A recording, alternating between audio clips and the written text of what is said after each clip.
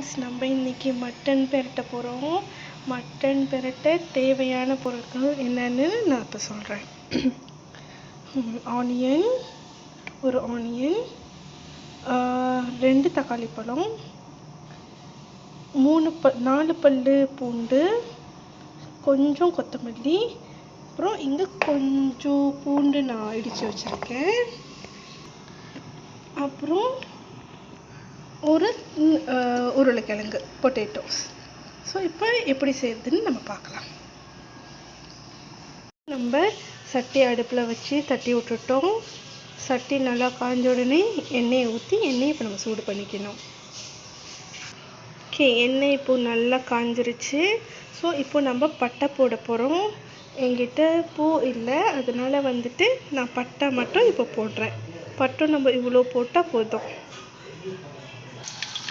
நான் இப்போது பட்டை போட்டுட்டு இப்போது நறுக்கி வச்சுருக்கிற வெங்காயத்தையும் இப்போ போடுறேன். ஓகே, இப்போ நான் வெங்காயம், பூண்டு, அப்புறம் இஞ்சி கார்லிக் பேஸ்ட் அதுவும் இப்போ நான் போட்டு நல்லா வதக்கிக்கிறேன். முதல்ல நான் சொல்ல மறந்துட்டேன் ஜிஞ்சர் பேஸ்ட் பற்றி. நம்ம மட்டன் சமைக்கும் போது ஜிஞ்சர் கார்லிக் நான் கண்டிப்பாக போட்டால் தான் இதோட ஸ்மெல்லும் நல்லாயிருக்கும், டேஸ்ட்டும் நல்லா வரும். ஸோ நான் அதெல்லாம் போட்டு நல்லா கலரி வச்சுக்கிறேன். வெங்காயம் நல்லா இப்போ செவந்துருச்சு. வெங்காயம் இப்போ நல்லா பொன்னிறமாக வந்தோடனே இப்போ நான் நறுக்கி வச்சுருக்கிற டொமேட்டோஸ் எல்லாத்தையும் போட்டுக்கிறேன்.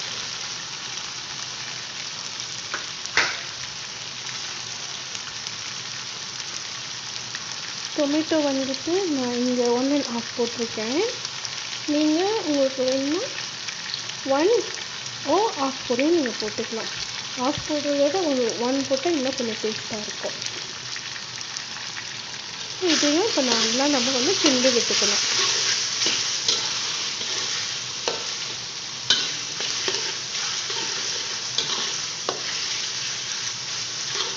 நல்லா இப்போ நம்ம வேக விடணும். ஸோ இப்போ அந்த டொமேட்டோஸ்லாம் நல்லா சுருங்கி அதுலேருந்து தண்ணீர் விடணும். அதுக்கப்புறம் நம்ம பொட்டேட்டோ போட போகிறோம்.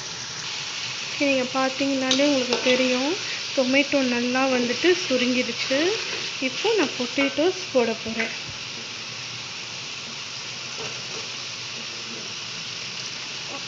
மட்டனுக்கு எப்பயுமே பொட்டேட்டோஸ் கொஞ்சம் சின்னதாக கட் பண்ணிக்கோங்க, அப்போ தான் அது சீக்கிரம் வேகும்.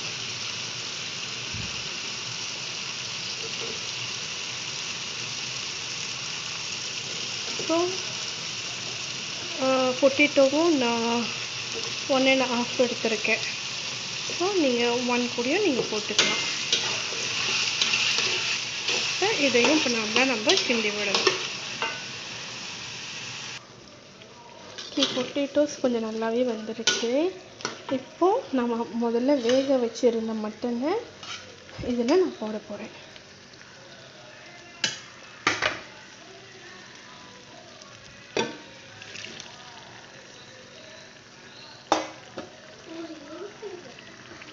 ஸோ மட்டனை நம்ம இதில் போட்டு கொஞ்ச நேரத்துக்கு நம்ம வேக விடணும்.